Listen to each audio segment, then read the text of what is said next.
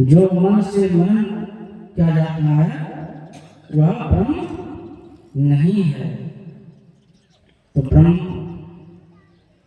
कौन है? मन जिसमें विलीन हो जाए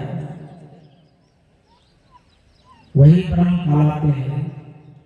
यहाँ तक के संसार में हम लोग जितने देखते हैं, यहाँ तक कि ब्रह्मा विष्णु महेश, ये भी ब्रह्म नहीं है, परमात्मा नहीं है।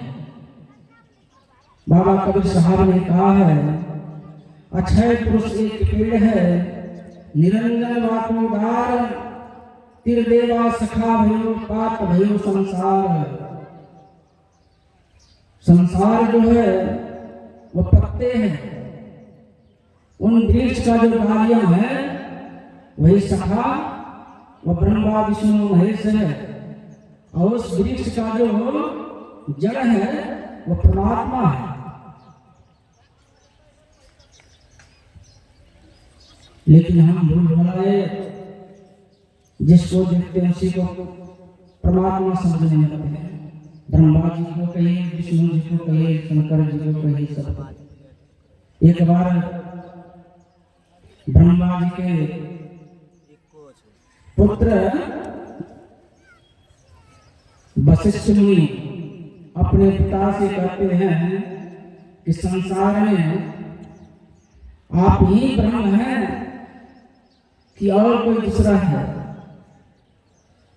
कहा नहीं बेटा, संसार में बहुत ब्रह्म है, ब्रह्मा है। कहा मैं उन ब्रह्मा को देखना चाहता हूं, आप मुझे युक्ति बतला दीजिए, मैं जाकर के उससे बात करूंगा। उसे युक्ति बतलाए और उसी राह पर जब चले, आगे चलते हैं तो क्या देखते हैं, एक नवयुवती सुनसान जगह पर जोर से रो रही है। उनसे जब पूछा कि तुम यहाँ पर क्यों रो रही हो, उन्होंने कहा मुझे ब्रह्मा ने कहा था मैं तुमसे शादी करूंगा, लेकिन अब मुझसे मुकरा गए हैं, पीछे हट गए हैं, इसीलिए मैं रोती हूँ।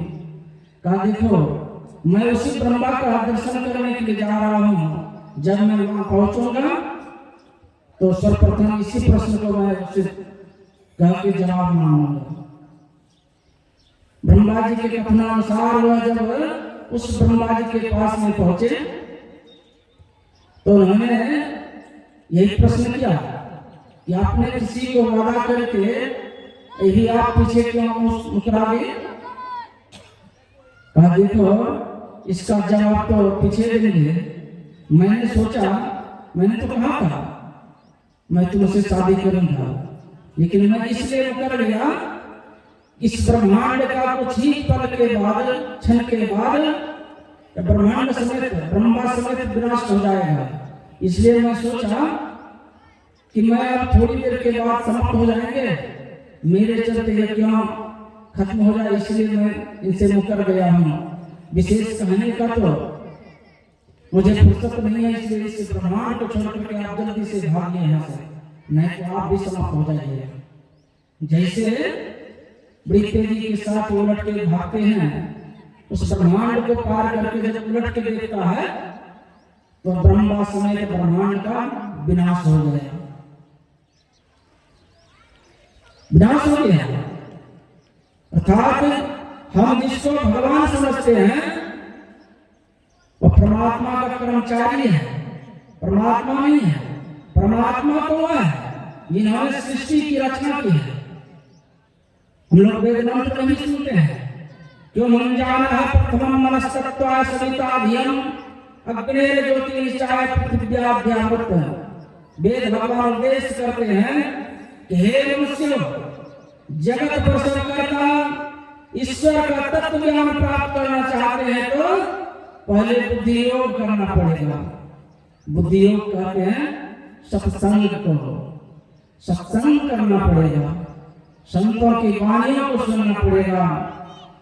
क्योंकि परमात्मा जो है हम लोगों की तरह हाथ पैर आंख कान वाले नहीं है। परमात्मा जिस तरह से फूल में गंध वास है उससे ही पतला है, परमात्मा सब जगह मौजूद है, लेकिन हम इस आंख से देख नहीं सकते हैं। अगर उससे मिलना चाहते हैं, इस आगमन के चक्र से छूटना चाहते हैं, तो हमें क्या करना पड़ेगा? बुद्धि योग करना पड़ेगा, सत्संग करना पड़ेगा। सत्संग करते करते मन जब शांत होगा तब किसी संतों से युक्ति जान करके जब उनके कथनानुसार जब हम और आप भजन करेंगे, सत्संग करेंगे, ध्यान करेंगे, उनके अनुसार ही हम परमात्मा को प्राप्त कर सकेंगे। इसलिए तो कहा है उत्तिष्ठस् जागृत प्राप्तवान युगत स्वस्य धारा निष्ठा द्रुत प्रवृत्त काव्य बदलती। कहते अरे अविद्याग्रस्त लोग उठो जागो अज्ञान निद्रा से। हम लोग अभी कहेंगे कि हम लोग सोए नहीं हैं, जागे हुए हैं, नहीं, हम लोग सोए हुए हैं।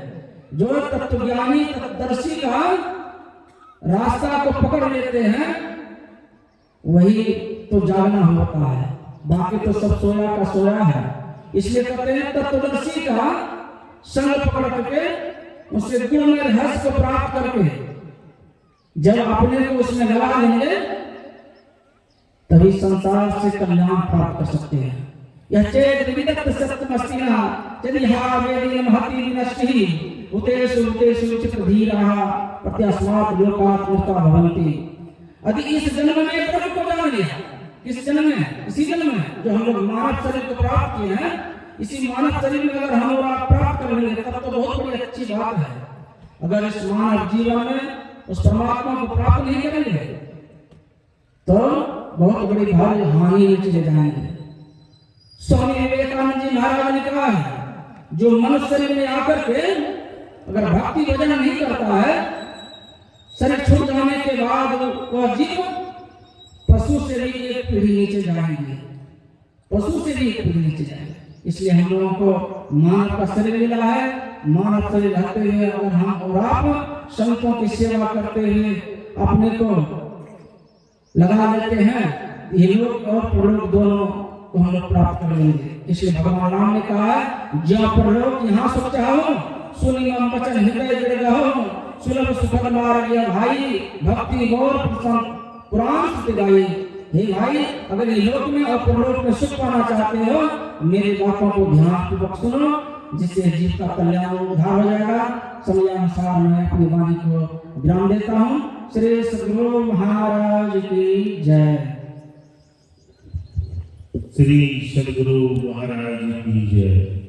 अभी हम सबों ने पूज्य स्वामी लालहरी बाबा से श्रवण किया कि हम सबों को ईश्वर प्राप्ति के लिए बुद्धि योग का बाद में ध्यान योग करने के बाद तत्वदर्शी पुरुषों की संगति करेंगे और संतों की सेवा करेंगे, तभी हमें ईश्वर की प्राप्ति हो सकती है, अन्यथा ईश्वर की प्राप्ति नहीं हो सकती है। हम सभी साधारण इस लौकिक जीवन में अगर नर शरीर में है और इस संसार के संसारिकता में जीवन जीते हैं, अगर ये किसी भी तरह से हमको कोई उच्च दर्जे का काम पड़ जाता है तो हम सभी उच्चस्थ अधिकारियों के समीप जब जाते हैं हमारा काम होना सुलभ हो जाता है। जैसे अगर कोई प्रखंड में कोई काम हो और हमारा परिचय वीडियो साहब सीओ साहब से हो जाए तो हमारा काम सुलभ हो जाता है। हम सभी कोई कार्य करना चाहते हैं प्रखंड स्तर का तो वह आसानी से हो जाता है। तो जब प्रखंड स्तर पर हमारी पहुंच और हमारी सेवा भावना से प्रसन्न होकर पदाधिकारी हमारे कार्य को आसानी से कर सकते हैं।